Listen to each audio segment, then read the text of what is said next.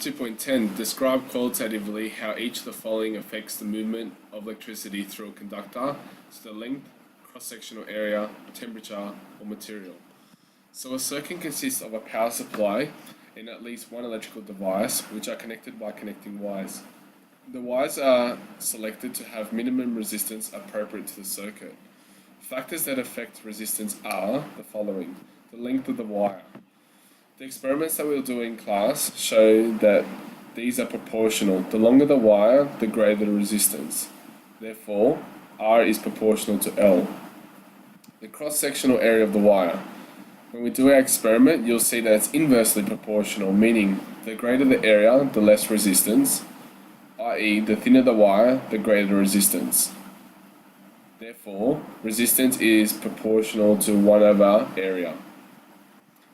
The material used to make the wire, and we've learnt this in conductors and insulators in 2.8 and 2.9, learning about Ohm's law.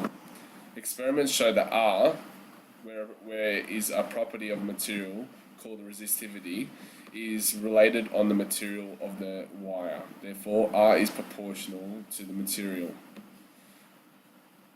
The resistance also varies with temperature. An increase in temperature results in an increase of resistance, so R is proportional to T. So the kinetic theory tells us that the material gets hotter when its particles become more energetic and vibrate more. Okay, so for each of those 4 variables, length of the wire, cross-sectional of the wire, material of the wire, and temperature of the wire, I'd like you to highlight the significant points in that slide. Okay? We will do an experiment which will show you these effects and that you get to see them in action.